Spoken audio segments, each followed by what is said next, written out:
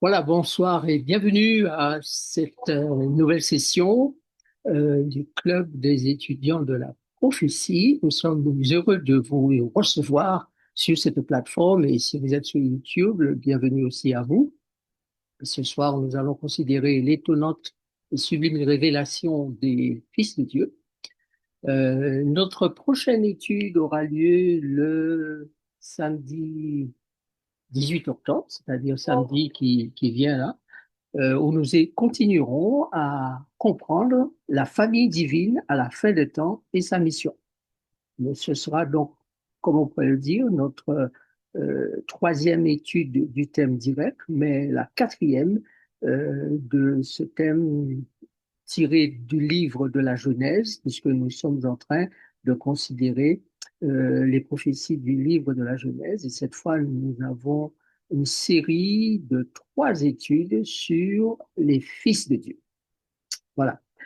Euh, je vais donc partager mon écran avec vous pour que nous puissions tout de suite aller dans le vif du sujet et commencer l'étude du soir. L'étonnante et sublime révélation des fils de Dieu, quand le temps joue en faveur du divin, puisque nous savons tous que nous sommes dans le contexte d'une grande controverse et deux acteurs principaux, Dieu, le créateur des cieux, de la terre, de l'univers, et celui qui s'est révolté contre son administration, contre son caractère, qui est appelé le diable, le serpent ancien, le dragon. Et tout cela se déroule pardon, dans un temps donné et un temps qui va aller en faveur du Dieu créateur qui souhaite, qui veut nous débarrasser pour l'éternité du mal ou de la confrontation entre le bien et le mal, la lumière et les ténèbres, entre Dieu et Satan. Souvenons-nous, lors de notre dernière étude, chers amis, nous avons parlé de deux lignées. Il s'agit pour nous de nous dire, mais de quoi devons-nous avoir conscience aujourd'hui dans le cadre de ce titre annoncé, la révélation des fils de Dieu, pour pouvoir comprendre ce que sont ces fils et filles de Dieu, spirituellement parlant, et surtout à l'époque où nous vivons. Nous allons examiner ce que nous dit la Bible avec le premier Adam, puis le second, avec le Fils de l'homme, prenant possession de son royaume. Nous recueillerons aussi les lumières de Moïse, de Paul, de Matthieu, de Luc, de Jean. Il s'agit en fait de comprendre quel est le plan de Dieu pour sa famille céleste et terrestre et nous dire que penser simplement en termes de salut ne suffit pas. Quel est donc le dessein éternel de Dieu? C'est la question qui verra notre réflexion se mettre en branle ce soir, puisque nous voulons comprendre en quoi nous sommes concernés par ce dessein divin. Alors, disais-je, dire simplement que Dieu veut nous sauver, c'est mal percevoir, comprendre véritablement le plan ou le projet divin. Dieu ne veut pas nous sauver simplement, il veut nous intégrer ou nous réintégrer dans sa famille. Nous devons donc considérer les enfants légitimes et les enfants adoptifs de Dieu. Quand, comment, avec qui, pourquoi se propose-t-il de retrouver les fils de son amour, les filles de son amour? Deux lignées avaient été considérées lors de notre dernière étude. Et le sujet de ce soir mérite toute votre attention et votre désir de beaucoup désapprendre pour réapprendre. Je ne cesse de dire à mes auditeurs, à ceux avec qui j'étudie la Bible, qu'il est important pour nous de désapprendre et de réapprendre, car le plan divin étant un plan évolutif, il a pris une certaine tournure à la toute fin de l'histoire et nous devons comprendre cette tournure et nous devons, je dirais, nous familiariser avec elle. Et pour cela, Dieu souhaite que nous puissions apprendre certaines choses comprendre certaines choses, certaines idées, certains sujets, certaines prophéties qu'il a énoncées dans sa parole et qui nous plongent directement dans une actualité aujourd'hui qui est différente, bien différente de ce que nous avons connu par le passé. Donc, cette famille de Dieu sur terre aura, historiquement parlant et spirituellement parlant, toujours deux lignées. Exemple, vous avez, lorsque vous lisez la Bible, une histoire de Caïn et d'Abel, une histoire d'Isaac et d'Ismaël, une histoire d'Ésaü et de Jacob, une histoire d'Éphraïm et de Manassé, une histoire d'Israël et de Juda, une histoire de Sarah et d'Agar, une histoire de première bête et seconde bête, bête qui monte de la mer, bête qui monte de la terre. Nous avons une histoire du catholicisme, du christianisme en deux grands groupes, catholicisme et protestantisme. Donc, nous devons savoir qu'il y a deux lignées. Et lorsque nous affinons notre recherche biblique, nous comprenons même dans le ciel, lors des nouveaux cieux et de la nouvelle terre, il y aura deux lignées, la lignée du Père et la lignée du Fils, et nous le verrons un peu plus tard dans notre étude. Cependant, il faut penser que Dieu, dans son immense amour, ajoute à ces lignées des étrangers, c'est-à-dire des invités, des intégrés dans le peuple d'Israël. Israël, il l'a fait dans l'Israël littéral, physique, et il le fera aussi dans l'Israël spirituel. Ne pas oublier, chers amis, que les enfants de la promesse, et nous avons largement utilisé cette expression pour que vous sachiez ce qu'elle est, les enfants de la promesse nés de femmes stériles, d'après les histoires, les scénarios bibliques, par l'intervention divine, ces enfants-là sont spécifiques. Ils sont aussi les derniers qui reparaîtront en premier, selon la déclaration de Jésus. Les premiers seront les derniers et les derniers seront les premiers. Alors, lorsque la famille de Dieu, à la fin des temps, sera reconstituée ou constituée comme elle doit l'être pour la divinité, il y aura donc au sein de cette famille ceux qui sont nés de l'esprit en ayant une mère porteuse, c'est-à-dire la chair, la nature charnelle, humaine. Ces personnes, ces êtres-là ne se sont jamais attachés à la chair. Ce sont des esprits qui se sont toujours attachés aux choses invisibles, aux choses d'en haut, mais qui sont eux-mêmes visibles parce qu'ils vivent dans un corps, ils sont ce qu'on appelle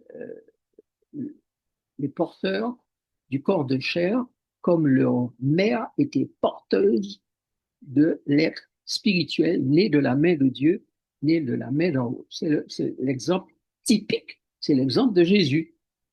Il est né de la main de Dieu, de l'Esprit de Dieu, qui a couvert Marie et qui l'a rendue enceinte. Et Jésus est né esprit et chair, divin et humain. Donc, il n'y a pas que Jésus qui va naître par ce processus-là, puisque le Christ lui-même a annoncé que ce qui est chair, et ce qui est esprit, dit-il, il faut que vous naissiez de nouveau. D'accord? Donc, il y aura ceux qui seront nés de la chair, mais se seront mis entièrement au service de l'esprit par un sacrifice spirituel et vivant du corps. Je parle de personnes nées strictement de l'action humaine. Ces personnes-là existent, mais ne connaissant pas Dieu, elles ont fini par le découvrir et ont choisi de mettre tout leur être, corps, âme, esprit, au service de l'Esprit de Dieu pour pouvoir euh, faire en sorte qu'elles vivent non selon la chair, mais selon l'Esprit. Ce genre de personnes passent par la repentance, reçoivent la grâce divine pour être sauvées, comme au travers du feu. Au temps dernier viendront aussi bons et méchants, encadrés par les vierges, les fidèles serviteurs qui leur font l'invitation, n'est-ce pas? Ils sont appelés serviteurs saints, serviteurs irréprochables, et aujourd'hui encore, à la fin des temps, eh bien, ces serviteurs fidèles, ces serviteurs saints, ces serviteurs irréprochables vont faire une dernière invitation pour le repas des noces.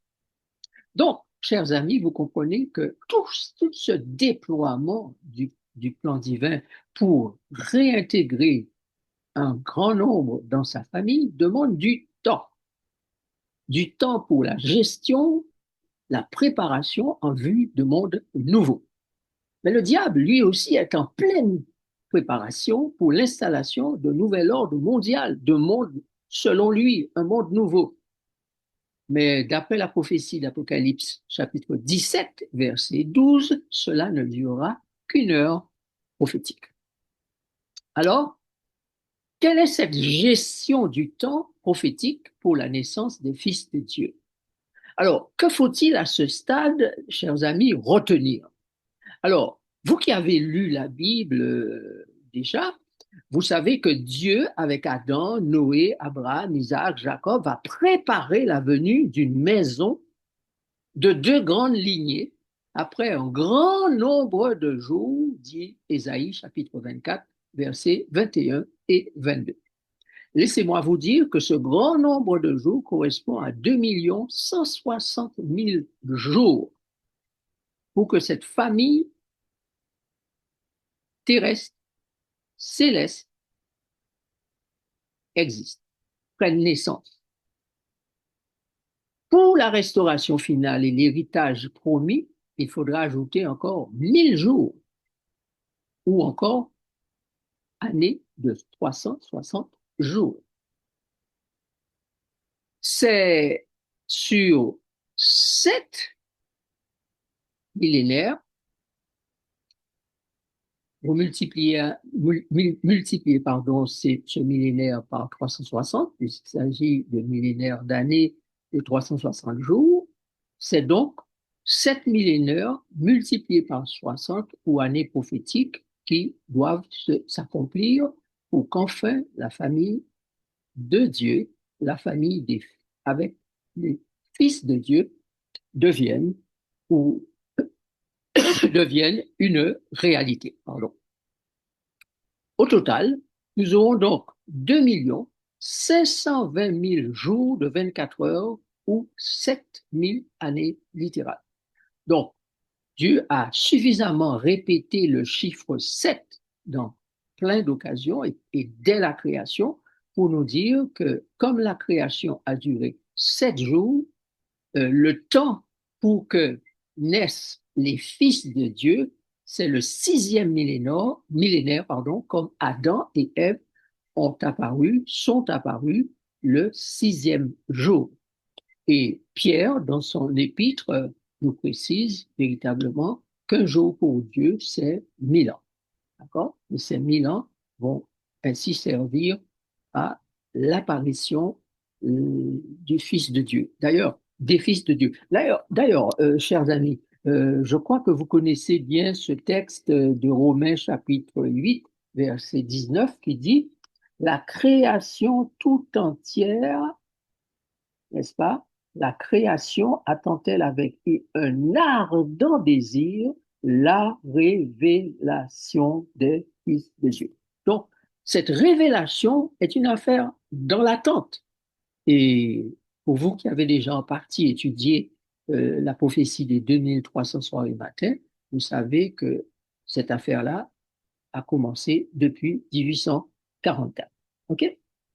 Donc, nous devons savoir pourquoi Dieu nous fait savoir qu'il est important pour nous de comprendre le plan de Dieu dans le temps. Comment ce plan se déroule dans le temps? C'est important pour nous de le savoir de façon à ne pas rater des rendez-vous qu'il a fixés dans ce temps avec son peuple pour mettre en place la famille divino-humaine céleste.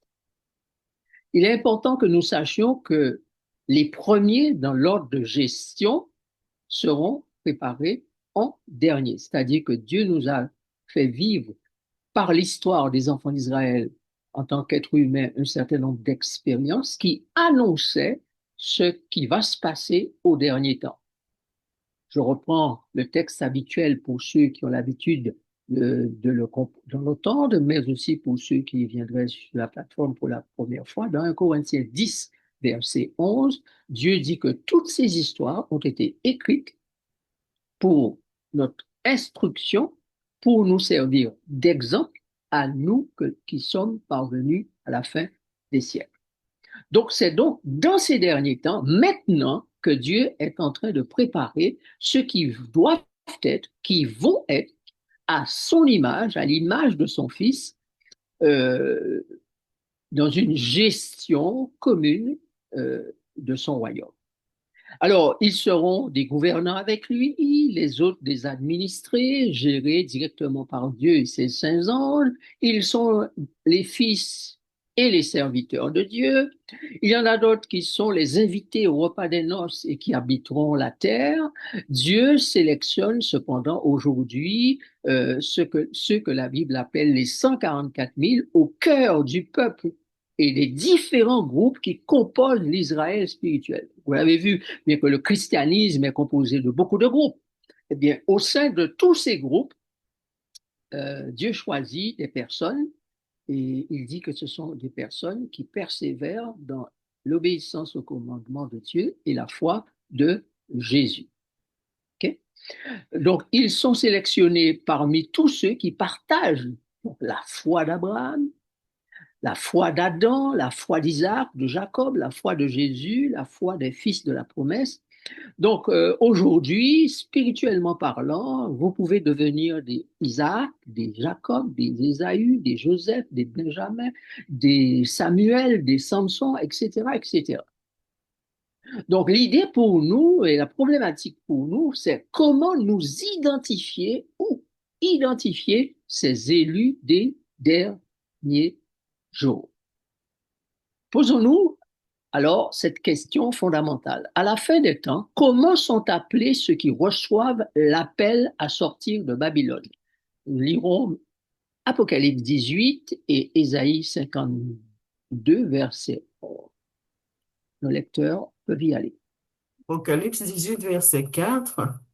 Et j'entendis du ciel une autre voix qui disait, sortez du milieu d'elle, mon peuple, afin que vous ne participiez point à ses péchés et que vous n'ayez point De de part. part à ses fléaux. D'accord. Merci. Donc, il est clair que Dieu a besoin d'un peuple qui se sépare de Babylone, qui se sépare complètement du péché pour régner avec lui dans la joie et la gestion parfaite de son royaume. Donc, si aujourd'hui, en tant que chrétien, pardon, vous n'êtes pas dans l'idée, dans l'esprit de vaincre le péché, de tout faire pour vous séparer de la nature qui euh, est celle du péché, donc la nature que la Bible appelle la chair, et vouloir vivre avec un esprit qui soit identique à l'esprit du Christ, vous n'êtes pas en train de vous préparer à entrer dans le royaume de Dieu. Tous les investissements doivent être faits pour cela. D'ailleurs, Jésus a dit, celui qui ne renonce à tout ce qu'il possède ne peut être mon disciple. Nous avons donc un corps qui est le temple de l'esprit, qui constitue le vase dans lequel il y a ce que l'Éternel a de plus précieux. Il a mis en nous un esprit, il a mis en nous un vent, un souffle, un feu, on appelle l'esprit de Dieu, le Ruach ou encore le Pneuma. Notre mission consiste à prendre soin de cet esprit. Nous avons parlé de mission dans le titre et nous en parlerons plus amplement à notre prochaine étude, le 18. Mais d'ores et déjà, sachons que nous avons une mission principale. La mission principale est de prendre soin de l'esprit que Dieu a mis en nous. Il ne faudrait pas que cet esprit-là soit souillé avec les chairs, ou que ce que la Bible appelle encore les femmes, l'Apocalypse 14, ils ne se sont pas souillés avec les femmes, ou encore les filles, ou encore les ovules, parce que c'est par cet élément-là que Dieu a fait faire en sorte que les femmes puissent pouvoir tomber enceintes avec naturellement les spermatozoïdes. Okay? Donc Dieu ne veut pas que ce qui a enveloppé le spermatozoïde, c'est-à-dire la chair, l'ovule, puisse être un élément de souillure pour l'esprit. Aussi, notre conscience doit réaliser que en tant que fils de Dieu, c'est-à-dire fils de l'esprit, esprit mis en nous par l'esprit qui est l'esprit divin, eh bien, nous devons savoir que cet esprit-là, il faut qu'il soit pur, pur, saint, irréprochable. Et le combat que Christ mène aujourd'hui pour que l'évangile soit connu de l'Église et du monde, c'est Dieu a un trésor en toi, un esprit qu'il a mis en toi, qu'il veut récupérer. Et nous l'avons vu dans notre avant-dernière étude que Paul nous disait que le corps soit livré à Satan et l'esprit à Dieu qu'il a donné. Donc, ton combat et le mien, c'est faire en sorte que notre esprit ne soit pas souillé. Et s'il est souillé, il va direct dans les temps de feu. Dieu ne peut rien en faire. Donc, aujourd'hui, Christ a tous les outils, tous les moyens, tout ce qu'il faut pour que notre esprit soit purifié, lavé, blanchi et qu'il soit pur pour entrer dans le royaume des cieux. Donc, si nous avons de notre vivant d'être humain avec un corps, sacrifié tout ce qui est possible de sacrifier pour prendre soin de l'esprit qui est en nous, nous ne nous sommes pas laissés envelopper, endormis spirituellement par la chair. Alors, au moment où Dieu se prépare à sceller ceux qui sont sélectionnés, l'Esprit de Dieu pourra être libéré, délivré, il pourra être donc récupéré par Dieu dans le bon état et cet esprit-là pourra être auprès du Père, auprès de Dieu, le moment venu. Jésus est tellement spécifique au sujet de ça qu'il a dit qu'au dernier jour, ne vous endormez pas hein, et suivez-nous. Et vos Bibles à côté de vous pour lire les textes avec nous et vos oreilles grandes ouvertes pour entendre. Jésus est tellement au clair là-dessus qu'il nous dit qu'à la fin des temps, le royaume des cieux sera semblable à des vierges, pas des humains pécheurs qui se convertissent, des vierges, c'est-à-dire des gens qui sont au départ purs, saints, irréprochables.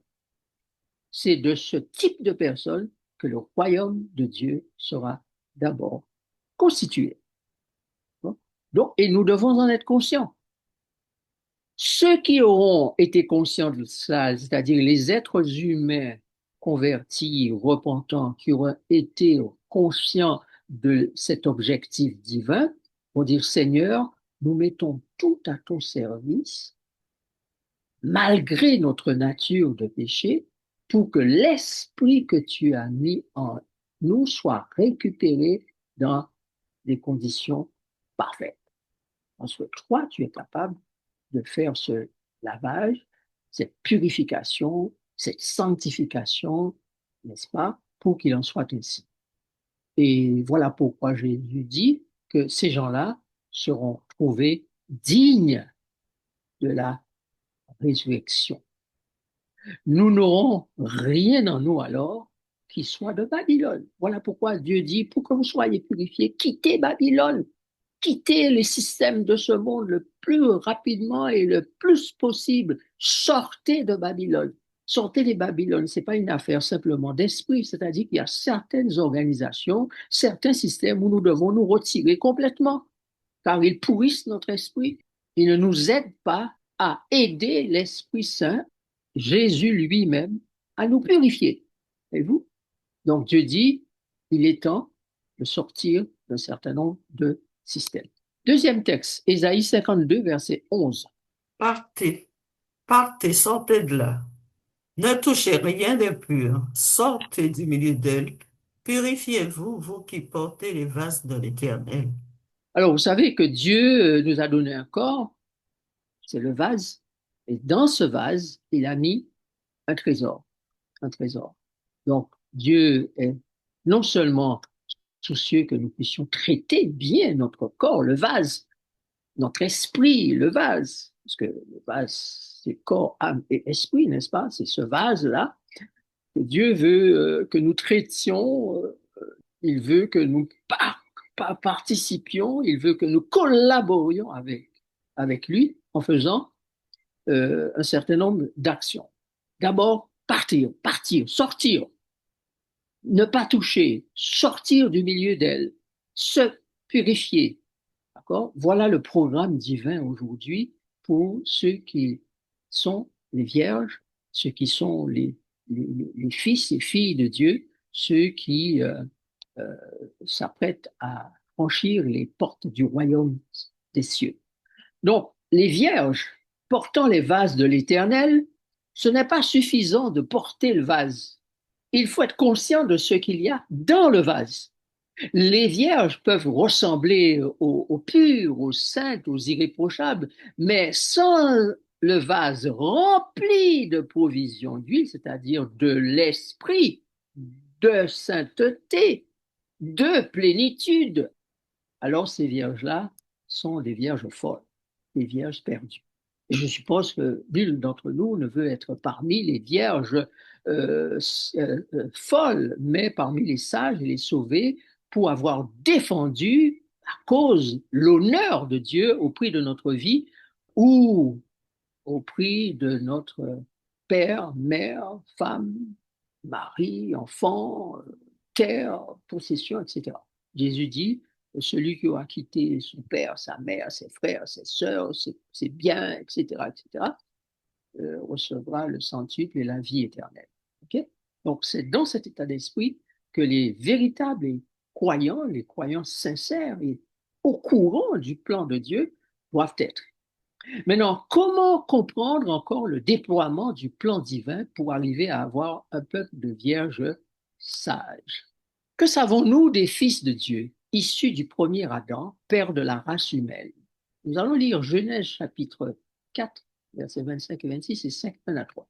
Adam connut encore sa femme, elle enfanta un fils, et l'appela du nom de Seth, car dit-elle, Dieu m'a donné un autre fils à la place d'Abel, que Caïn a tué.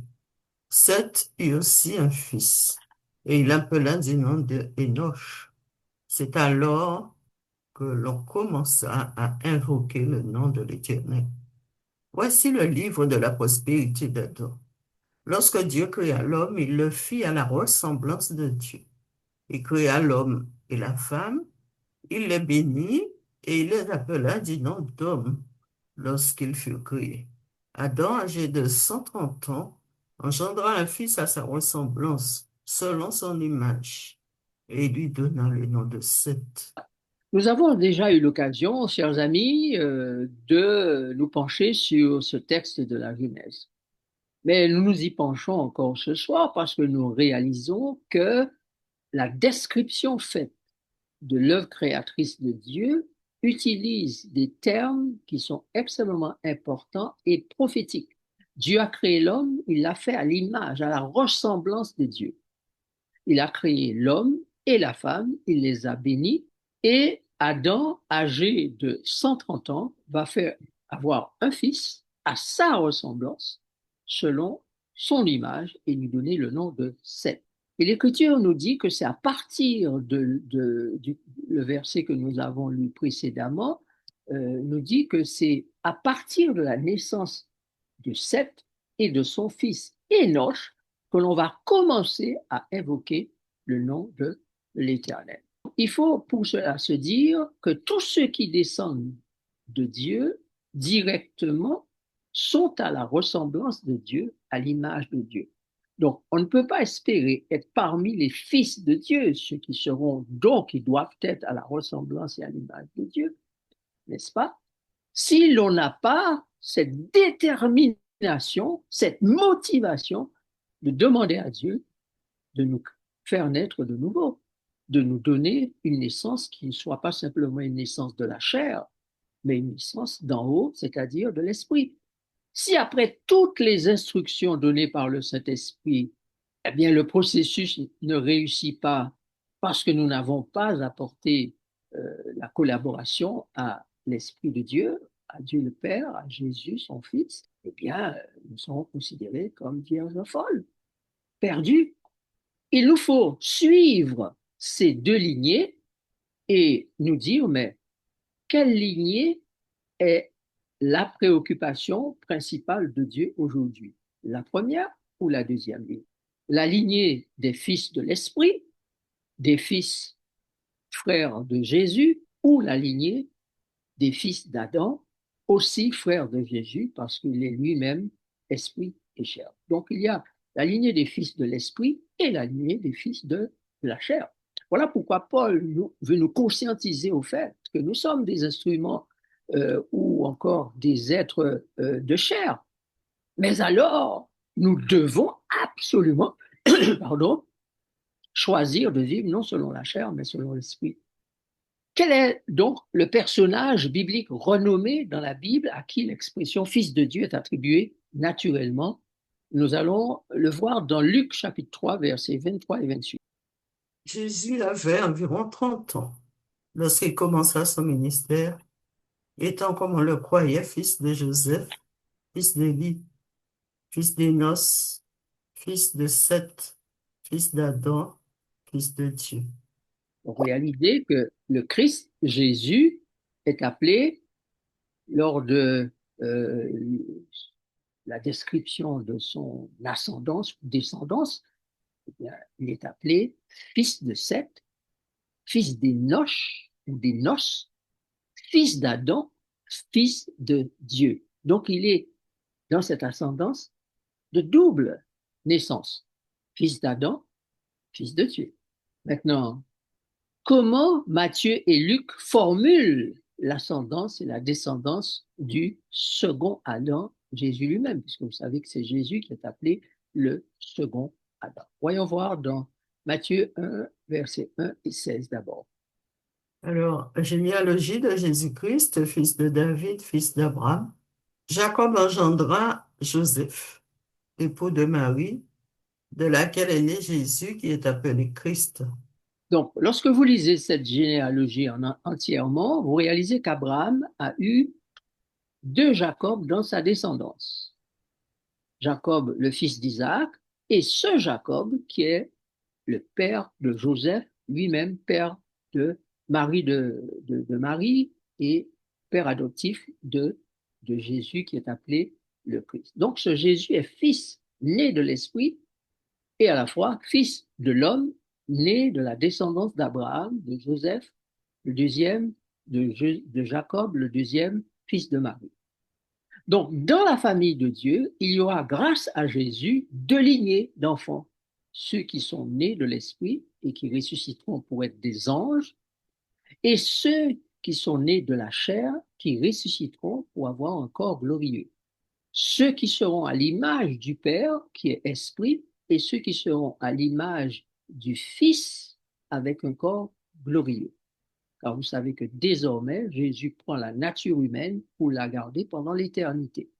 Donc, vous aurez des gens qui vont revenir de leur expérience terrestre et qui vont devenir des anges pour être au service de Dieu, du Père, du Maître de l'univers, et des personnes qui vont euh, être de corps glorieux et qui seront sous la direction, la gestion de Jésus dans le royaume des cieux.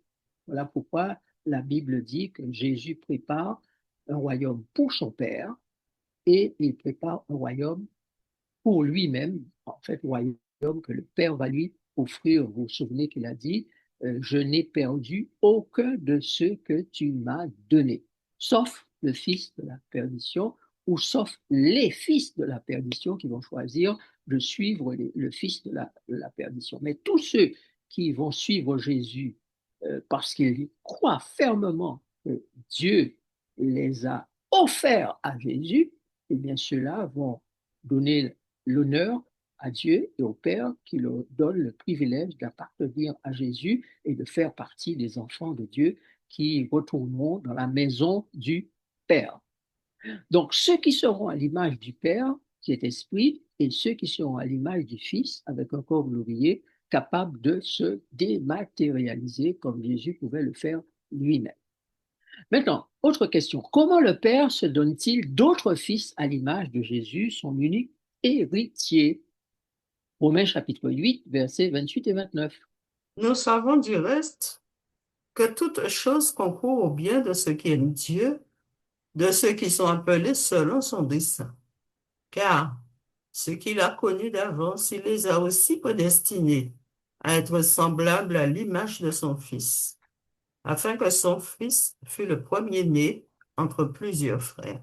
Donc, ce que le texte nous dit, en gros, chers amis, c'est que Dieu va faire un appel. Ceux qui voudront répondre et qui seront sélectionnés, il va faire en sorte qu'ils soient à l'image de Dieu. D'ailleurs, il commence par les déclarer vierges à la fin des temps. Il dit, vous êtes des vierges, ne vous regardez pas avec votre corps, vos défauts, etc. Moi, je vous déclare vierge parce que vous avez accepté l'appel que j'ai fait. Donc, de par Jésus, mon fils bien-aimé, j'entreprends de faire de vous des frères de Jésus, ceux qui seront à l'image de Jésus, qui seront de la même famille que Jésus. Donc, il s'agit pour nous de considérer aujourd'hui le choix que nous avons fait par rapport à l'invitation divine à faire partie de la famille du Père ou de la famille de Jésus. D'accord? Mais si nous sommes des vierges, si nous considérons que dans ces derniers temps, Dieu s'occupe principalement des vierges qui doivent aller au mariage, parce que vous savez que le mariage inclut deux catégories de personnes, les dames et les cavaliers d'honneur qui appartiennent à l'époux et les invités qui viennent au repas des noces pour partager la joie de l'époux et de ses amis. Et ces deux catégories ont le privilège de participer au mariage. Les premiers au mariage civil, au mariage légal, et les deuxièmes à la fête du mariage, au repas des noces. Mais les deux répondent à une invitation divine. Dieu fait une invitation. Donc, aujourd'hui, il a lancé l'invitation pour le mariage, n'est-ce pas? Il l'avait déjà lancé dans les siècles passés aux enfants d'Israël qui l'ont rejeté plusieurs fois. Finalement, ils ont tué celui qui les invitait au mariage, ou le fils de celui qui les invitait au mariage. Et Dieu s'est tourné pour faire l'invitation à tous les êtres humains quel qu'il soit, et pas seulement au peuple qu'il avait choisi, c'est-à-dire Israël. Donc aujourd'hui, nous savons que l'invitation nous est parvenue et qu'en ce moment, Jésus est auprès du Père pour le mariage civil, le mariage légal. C'est là qu'il est maintenant. Et que sur la terre, donc, cette invitation concerne le mariage légal. Lorsque le mariage légal sera terminé, une invitation sera faite pour une troisième fois pour le repas des noces. Mais au moment où l'invitation sera faite pour le repas des noces, l'invitation pour le mariage légal en tant que cavalier, dame d'honneur, ami de l'époux, vierge qui allons à la rencontre de l'époux sera terminée. Donc aujourd'hui, nous sommes concernés, le monde entier, la terre entière est concernée par une organisation pour un mariage et cette organisation commence par faire des invitations pour avoir des amis de l'époux, des cavaliers d'honneur et des dames d'honneur de l'époux. C'est ça dont il est question maintenant. L'autre invitation va venir après, mais pour l'heure, tout le monde est concerné par l'invitation en tant que vierge allant à la rencontre de l'époux. Mais Jésus dit, il y aura une deuxième invitation, l'évangile sera prêché dans le monde entier pour servir de témoignage à toutes les nations. Et quand cette deuxième invitation aura eu cours, alors ce sera la fin. Ce sera la fin. Mais pour l'heure, nous savons de quoi il en retourne. Maintenant, comment la Bible nous révèle-t-elle le dessein éternel de Dieu pour sa famille céleste, même en dépit du péché? Lisons Hébreux chapitre 2, versets 10 à 12. Alors, je vais lire déjà Luc 20, versets 35 et 36 et 38. Mais ceux qui seront trouvés dignes d'avoir part au siècle à venir et à la résurrection des morts ne prendront ni femme ni mari, car ils ne pourront plus mourir. parce qu'ils seront semblables aux anges et qu'ils seront fils de Dieu, étant fils de la résurrection. Or, Dieu n'est pas Dieu des morts, mais Dieu des vivants, car pour lui, tous sont vivants. Et Hébreux 2, Et versets 11. 10 et 11. Il convenait en effet que celui pour qui et par qui sont toutes choses, et qui voulait conduire à la gloire beaucoup de fils, éleva à la perfection par les souffrances le prince de leur salut. Verset 11, car celui qui sanctifie et ceux qui sont sanctifiés sont tous issus de seul. C'est pourquoi il n'a pas honte de les appeler frères. Alors, chers amis, j'espère que vous n'êtes pas endormis, que vous êtes bien vivants, n'est-ce pas, et éveillés et que vous suivez attentivement cette étude. Alors, la question était celle-ci: comment la Bible nous révèle-t-elle le dessein éternel de Dieu pour sa famille céleste, même en dépit du péché? Alors, Hébreu nous dit que Dieu, par les souffrances, a élevé le Fils en question. Par les souffrances, il a élevé le prince de leur salut. Donc, ce Jésus qui a été élevé, qui a souffert, qui est mort à la croix, eh bien, c'est celui qui sanctifie ceux qui sont sanctifiés et qui a des frères qui sont tous unis, tous issus, pardon, d'un seul. Donc, grâce à l'action de Jésus, grâce à son pouvoir, grâce à la grâce de Dieu, la miséricorde divine qui nous a donné ce géniteur, Jésus-Christ, eh bien, Jésus va donner naissance par l'Esprit à des frères. Donc, Jésus aura une famille spirituelle composée d'esprits égal ou semblable à son esprit. Donc Jésus doit avoir des fils, former la famille, une famille de personnes qu'il appellera des frères parce que ceux-là seront semblables à lui. Donc c'est cette famille que Jésus est en train de mettre en place maintenant. Car quand il est entré auprès du Père, il est entré non seulement pour se marier, mais la Bible dit qu'il est entré d'abord pour constituer son royaume. Il est entré pour faire en sorte que tous les peuples entrent sous sa domination. Il est entré donc de faire en sorte que la grande famille de Dieu soit pourvue en fils, en filles, en frères, en sœurs. Donc c'est son action maintenant. Une fois qu'il aura fait la sélection, terminé, il aura terminé son œuvre auprès du Père, le mariage a lieu, l'invitation aux vierges aura été faite, les vierges l'auront suivi, seront allées à sa rencontre, pour pouvoir assister à la cérémonie du mariage et présenter leur offrande aussi, puisque c'est ce que nous dit Malachie. Et Jésus pourra leur dire: maintenant que vous avez assisté à mon mariage civil, je vous prends comme serviteur et messager pour aller dire au monde entier que je leur fais une invitation pour le repas des noces. Dans Matthieu 19, Jésus appelle ces personnes-là des eunuques à cause du royaume des cieux. Et Paul donne une appréciation toute importante. Or, si nous sommes enfants, nous sommes aussi héritiers, héritiers de Dieu et co-héritiers de Christ, si toutefois nous souffrons avec lui, afin d'être glorifiés avec lui. OK. Alors, regardez bien l'écran ou regardez bien votre Bible. Parce que souvent, on lit le texte, mais on ne réfléchit pas suffisamment dessus pour en tirer l'essentiel. Il y a une expression comme dit, la substantif moelle. Or, nous qui sommes enfants, hein, le verset 16 avant nous disait que nous sommes adoptés, fils de l'esprit. Voilà, il y a une expression qui est utilisée par Paul. Il dit: vous avez reçu un esprit d'adoption par lequel nous crions Abba, Père. Okay. Donc nous sommes enfants de Dieu, enfants d'adoption. Mais le texte dit que nous sommes aussi héritiers. Donc, vous voyez, héritier, après, il y a deux points. Donc, les héritiers sont deux groupes d'héritiers. Héritier de Dieu et héritier de Christ.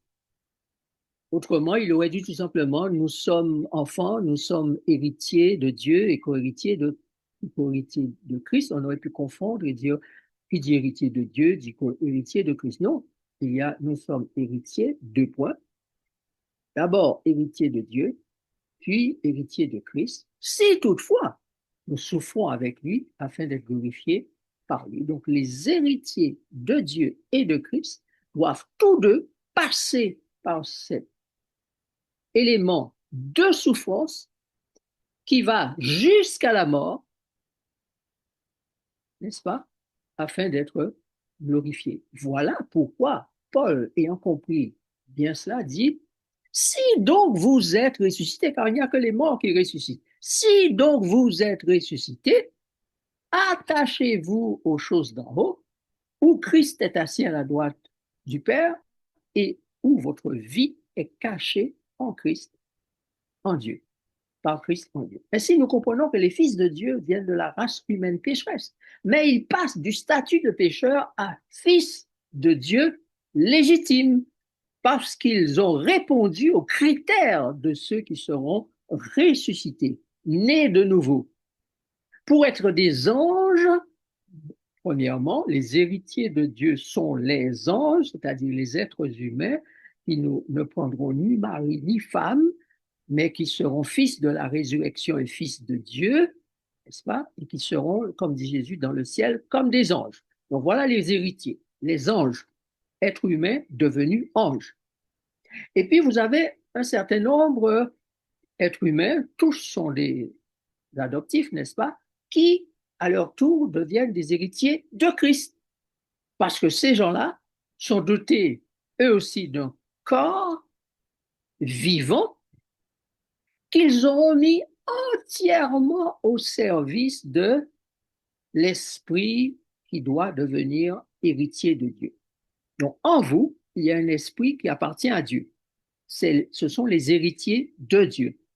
Si vous, en tant qu'être humain, fonctionnant avec un cerveau, un mental, de la pensée, une conscience, vous décidez que votre être tout entier sera mis au service de cet esprit pour qu'il soit libéré et qu'il retourne à Dieu qui l'a donné, Dieu dit qu'il va vous récompenser en tant que co-héritier du Christ.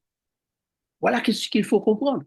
C'est d'eux dont Jésus parle quand il dit celui qui voudra sauver sa vie la perdra, mais celui qui la perdra à cause de moi la retrouvera. Donc, chers amis, les groupes doivent subir une métamorphose spirituelle et physique. On ne peut pas rester tel qu'on est et entrer dans le royaume de Dieu. Vous ne pouvez pas entrer dans la vie éternelle sans passer par la mort, spirituellement, physiquement. L'un ou l'autre, ou les deux. Jésus a clairement dit, si le grain ne meurt, il ne peut porter du fruit. Donc l'expérience, nous devons la faire. Voilà, nous poursuivons pour terminer avec deux autres diapos que nous dit Matthieu chapitre 5, versets 3, 4 et 5. Heureux les pauvres en esprit, car le royaume des cieux est à eux. Heureux les affligés, car ils seront consolés. Heureux les débonnaires, car ils hériteront la terre. Voilà, je viens de vous parler donc de ces deux ou trois groupes, parce qu'il y en a un qui fusionne, deux groupes qui fusionnent et un troisième. D'accord? Donc Jésus parle d'un premier groupe, les pauvres en esprit, dont le royaume des cieux sera à eux. Donc leur héritage, c'est l'héritage du Père, le royaume des cieux. Et puis un groupe de personnes qu'il appelle affligés, c'est-à-dire des gens qui vont beaucoup souffrir à cause de la chair, mais qui ont le désir de faire en sorte que l'Esprit de Dieu en eux quitte leur corps au moment de la mort dans un état de pureté pour retourner à Dieu. Donc, toute leur vie, ils auront souffert, ils auront prié, ils auront pleuré, ils auront gémi, ils auront sacrifié pour que ce soit le cas. Et puis, il y a un troisième groupe, c'est-à-dire ceux qui vont recevoir l'invitation après le mariage, n'est-ce pas, le mariage civil, ou qui l'ont reçu avant, mais qui ne se sont pas préoccupés de cette invitation. Tous ceux qui vont vraiment se préoccuper de l'invitation et qui vont la recevoir pour la troisième fois au dernier moment, Jésus les appelle les débonnaires. Ils viennent comme débonnaires, bons ou méchants, pour entrer dans le royaume, mais ils vont éviter la terre. Ils vont éviter la terre.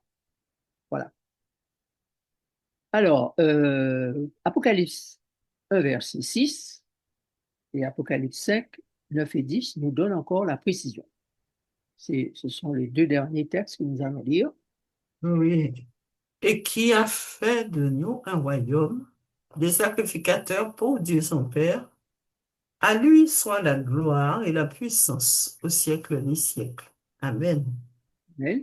Donc, vous voyez qu'il y a un groupe là que Jésus prépare pour participer au royaume. Il l'appelle le groupe des sacrificateurs pour Dieu son Père. Donc, il y a bien un groupe que Jésus prépare pour le Père. Et c'est ceux-là qu'on appelle les saints, les irréprochables, les parfaits. Donc, ce sont les 144. Il prépare ce groupe pour le Père. Et puis, regardez maintenant au Apocalypse 5, versets 9 et 10. Et oui, et il chantait un cantique nouveau en disant, tu es digne de prendre le livre et d'en ouvrir les sceaux, car tu as été immolé, tu as racheté pour Dieu par ton sang des hommes de toute tribu, de toute langue, de tout peuple et de toute nation. Tu as fait d'eux un royaume et des sacrificateurs pour notre Dieu, et ils régneront sur la Alors, vous voyez ici que le texte a une petite terre. différence. Dans Apocalypse 6, 1, verset 6, il était uniquement question du royaume pour les sacrificateurs, pour le groupe des sacrificateurs. Et là, il est question du royaume pour, certes, les sacrificateurs, mais pour ceux qui vont régner sur la terre. Mais on croit que tous vont régner sur la terre. Mais il faut savoir que la terre va devenir à la fois l'espace des anges qui vont régner avec Dieu le Père, à qui le royaume a été remis. Donc le QG central, la direction générale de l'univers sera maintenant sur cette terre. Et dans son environnement, Dieu va faire toutes choses nouvelles et il aura son quartier général sur cette terre. Mais euh, dans le quartier général, il y a donc ceux qui sont spécifiquement désignés pour régner avec Dieu, puis il y a toute l'administration de l'univers et différents espaces de l'univers qui sera confiée à différentes personnes. Voilà. Jésus dit, ils entreront dans la joie du Maître, du Père, et puis ils recevront le commandement de ville. D'accord? Dans Matthieu et Luc, nous reviendrons là-dessus samedi prochain. Donc, vous comprenez ici, chers amis, qu'il y a un royaume général, n'est-ce pas? Mais l'administration du royaume demande des personnes spécifiques que Jésus appelle les anges. Ce sont eux qu'on appelle les sacrificateurs.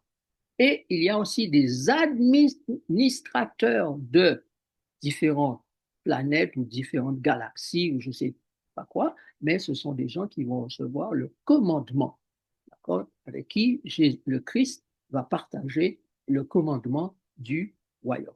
Dieu le Père est le gouverneur général et il est assisté par son Fils Jésus, qui lui-même a toute une organisation avec des personnes de divers niveaux qui vont administrer avec lui. Donc, l'invitation aujourd'hui pour faire partie du royaume est pour être parmi ceux qui vont administrer sous la direction du Père et du Fils le royaume. Et Dieu le Père a donné tous les pouvoirs à son Fils, car il dit lui-même, tout pouvoir m'a été donné dans la terre, sur la terre et dans le ciel. Voilà. Donc, nous devons nous associer à cette grande construction, cette grande administration qui est en train de se mettre en place maintenant avec Jésus-Christ et nous préparer pour qu'il nous place là où c'est prévu. Donc, notre troisième étude samedi à 15 heures sera sur le thème des fils du royaume toujours, mais nous irons plus loin dans la compréhension euh, de cela et nous avons appelé cela la famille de Dieu. Et quelle est sa mission? La mission de la famille céleste de Dieu. Alors puissions-nous tous être prêts à faire partie à un niveau ou à un autre de cette grande famille, de ce nouveau royaume que notre Père céleste est en train de mettre en place. Notre Dieu, nous te remercions infiniment pour ce moment que nous avons partagé. Ta parole nous instruit et nous donne de l'espoir, te fait grandir à nos yeux comme celui qui prépare pour nous quelque chose de beau, de merveilleux, d'inimaginable, avec les nouveaux cieux et la nouvelle terre. Nous voulons faire partie de tous ceux qui auront cet immense privilège de participer à la mise en place de ce royaume pour l'éternité.